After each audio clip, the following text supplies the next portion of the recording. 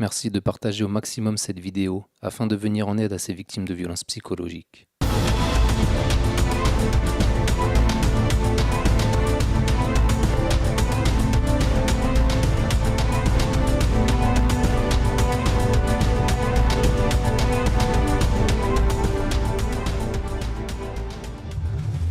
Monsieur le Président de la République, ne laissez pas Guillaume Pépi nous tuer.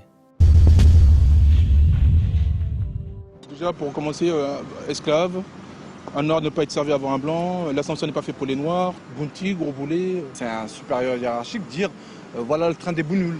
Voilà ce que subissent quotidiennement certains employés de la SNCF. Ils sont nombreux et les condamnations prud'homales pour discrimination se multiplient. Quelles sanctions pour les auteurs de ces faits ? Pratiquement aucune, ni sur le plan pénal, ni sur le plan administratif, car la direction de l'entreprise ne sanctionne pas les auteurs, bien qu'ayant connaissance de ces infractions. En attestent les témoignages de l'une des victimes ainsi que celui de l'ancien responsable du pôle égalité des chances et de la diversité de la SNCF. C'est un courrier d'excuses venant de la direction de la SNCF qui reconnaissent comme quoi je subis la discrimination, que c'est clair et net et précis.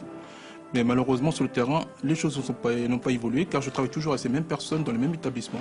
Nous sommes une entreprise de 150 000 agents, le groupe c'est 240 000 agents. Voilà.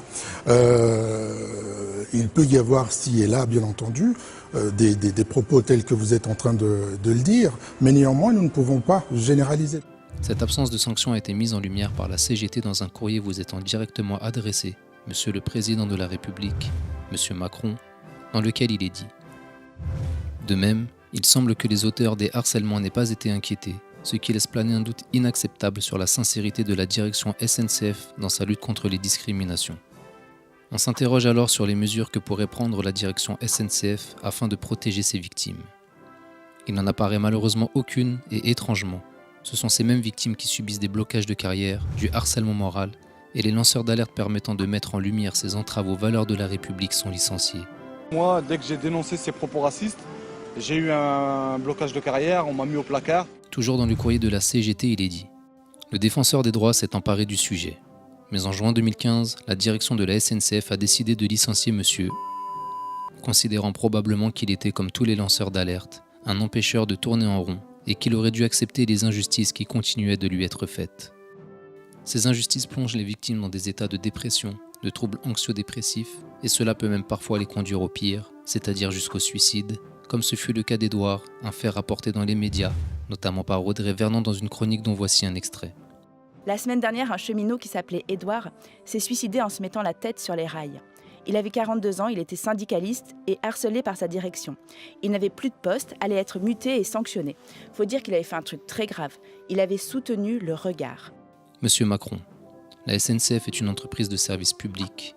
Son président est nommé par le président de la République et auditionné par les parlementaires. Vos discours mettent en lumière une volonté criante de lutter contre les discriminations et une volonté de moraliser la vie publique. Un de vos discours illustrant cette volonté est celui prononcé à Tourcoing le 14 novembre 2017, dans lequel vous dites « La réponse la plus efficace, c'est de lutter pied à pied et de pénaliser la discrimination. » Je peux vous dire que rendre publiques les choses et nommer les entreprises qui, dans une région, ont les pires pratiques, c'est extrêmement efficace. Parce que généralement, le mois suivant, la même entreprise n'y revient pas. Monsieur Macron, que comptez-vous faire pour tous ces Français victimes de violences psychologiques aussi graves ? La matérialité des faits a conduit le juge d'instruction à ouvrir une enquête au pénal pour discrimination à raison de l'origine, sanctions professionnelles et harcèlement moral, chose qui de mémoire n'est jamais arrivée auparavant. C'est une enquête dans laquelle la CGT et la Maison des Potes se constituent partie civile.